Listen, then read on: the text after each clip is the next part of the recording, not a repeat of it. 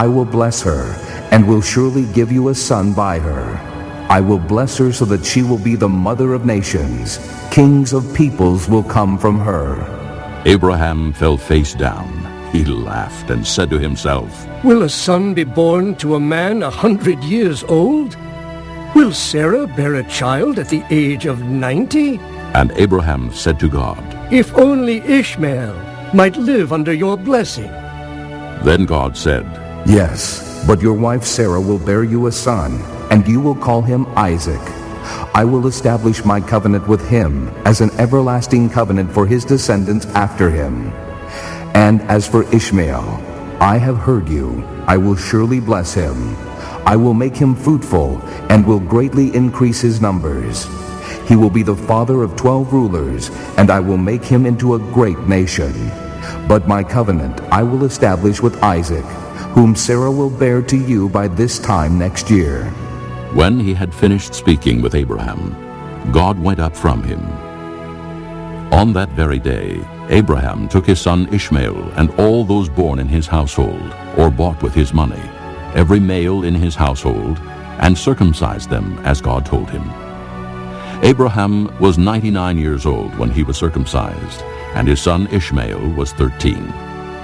Abraham and his son Ishmael were both circumcised on that same day, and every male in Abraham's household, including those born in his household, or bought from a foreigner, was circumcised with him. Chapter 18. The Lord appeared to Abraham near the great trees of Mamre while he was sitting at the entrance to his tent in the heat of the day. Abraham looked up and saw 3 men standing nearby. When he saw them, he hurried from the entrance of his tent to meet them and bowed low to the ground. He said, "If I have found favor in your eyes, my lord, do not pass your servant by. Let a little water be brought, and then you may all wash your feet and rest under this tree. Let me get you something to eat, so you can be refreshed, and then go on your way, now that you have come to your servant." "Very well," they answered. "Do as you say." So Abraham hurried into the tent to Sarah. "Quick," he said, "get 3 seahs of fine flour and knead it and bake some bread." Then he ran to the herd and selected a choice tender calf and gave it to a servant who hurried to prepare it. He then brought some curds and milk and the calf that had been prepared and set these before them. While they ate, he stood near them under a tree. "Where's your wife Sarah?" They asked him. "There, in the tent," he said. Then the Lord said, "I will surely return to you about this time next year, and Sarah your wife will have a son." Now Sarah was listening at the entrance to the tent which was behind him.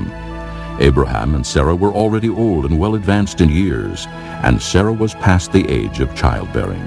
So Sarah laughed to herself as she thought, "After I am worn out and my master is old, will I now have this pleasure?" Then the Lord said to Abraham, "Why did Sarah laugh and say, 'Will I really have a child now that I am old?' Is anything too hard for the Lord? I will return to you at the appointed time next year, and Sarah will have a son." Sarah was afraid, so she lied and said, "I did not laugh." But he said, "Yes, you did laugh." When the men got up to leave, they looked down toward Sodom, and Abraham walked along with them to see them on their way. Then the Lord said, "Shall I hide from Abraham what I am about to do? Abraham will surely become a great and powerful nation, and all nations on earth will be blessed through him. For I have chosen him, so that he will direct his children and his household after him, to keep the way of the Lord by doing what is right and just, so that the Lord will bring about for Abraham what he has promised him."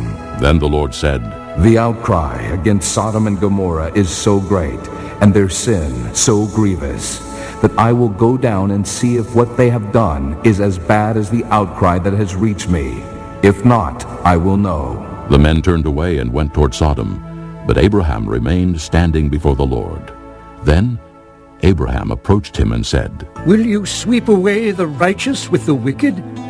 What if there are 50 righteous people in the city? Will you really sweep away and not spare the place for the sake of the 50 righteous people in it? Far be it from you to do such a thing, to kill the righteous with the wicked. treating the righteous and the wicked alike. Far be it from you. Will not the judge of all the earth do right? The Lord said, If I find 50 righteous people in the city of Sodom, I will spare the whole place for their sake. Then Abraham spoke up again. Now that I have been so bold as to speak to the Lord, though I am nothing but dust and ashes, what if the number of the righteous is 5 less than 50? Will you destroy the whole city because of 5 people? If I find 45 there, He said. I will not destroy it. Once again he spoke to him. What if only 40 are found there? He said. For the sake of 40, I will not do it. Then he said, May the Lord not be angry, but let me speak. What if only 30 can be found there? He answered. I will not do it if I find 30 there. Abraham said, Now that I have been so bold as to speak to the Lord, what if only 20 can be found there? He said. For the sake of 20, I will not destroy it. Then he said, May the Lord not be angry, but let me speak just once more.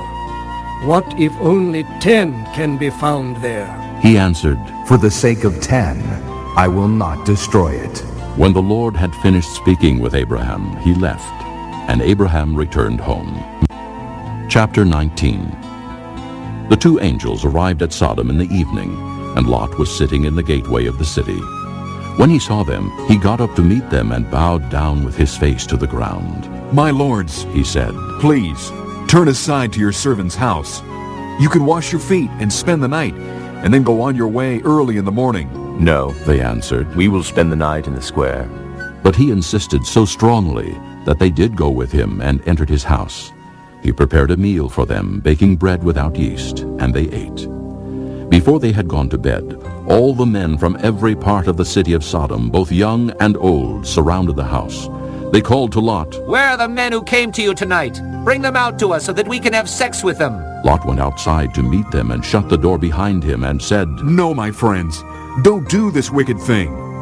Look, I have 2 daughters who have never slept with a man. Let me bring them out to you, and you can do what you like with them. But don't do anything to these men, for they have come under the protection of my roof. Get out of our way. They replied, and they said, This fellow came here as an alien, and now he wants to play the judge. We'll treat you worse than them. They kept bringing pressure on Lot and moved forward to break down the door.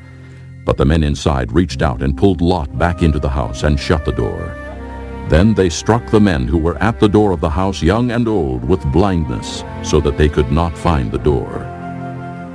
The 2 men said to Lot, Do you have anyone else here? Sons-in-law, sons or daughters, or anyone else in this city who belongs to you? Get them out of here, because we are going to destroy this place. The outcry to the Lord against its people is so great that he has sent us to destroy it. So Lot went out and spoke to his sons-in-law, who were pledged to marry his daughters. He said, Hurry and get out of this place, because the Lord is about to destroy the city. But his sons-in-law thought he was joking. With the coming of dawn, the angels urged Lot, saying, Hurry, take your wife and your 2 daughters who are here, or you will be swept away when the city is punished. When he hesitated, the men grasped his hand and the hands of his wife and of his 2 daughters and led them safely out of the city, for the Lord was merciful to them. As soon as they had brought them out, one of them said, Flee for your lives. Don't look back, and don't stop anywhere in the plain. Flee to the mountains, or you will be swept away. But Lot said to them, No, my lords, please. Your servant has found favor in your eyes, and you have shown great kindness to me in sparing my life. But I can't flee to the mountains. This disaster will overtake me, and I'll die. Look, here is a town near enough to run to, and it is small. Let me flee to it. It is very small, isn't it? Then my life will be spared. He said to him, Very well. I will grant this request too. I will not overthrow the town you speak of, but flee there quickly, because I cannot do anything until you reach it. That is why the town was called Zoar.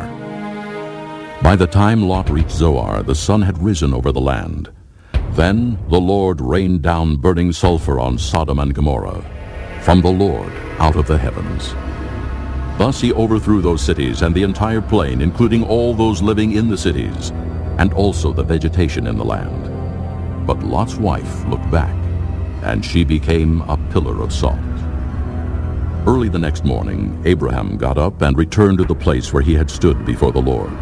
He looked down toward Sodom and Gomorrah, toward all the land of the plain, and he saw dense smoke rising from the land, like smoke from a furnace. So when God destroyed the cities of the plain, he remembered Abraham, and he brought Lot out of the catastrophe that overthrew the cities where Lot had lived. Lot and his 2 daughters left Zoar and settled in the mountains, for he was afraid to stay in Zoar. He and his 2 daughters lived in a cave.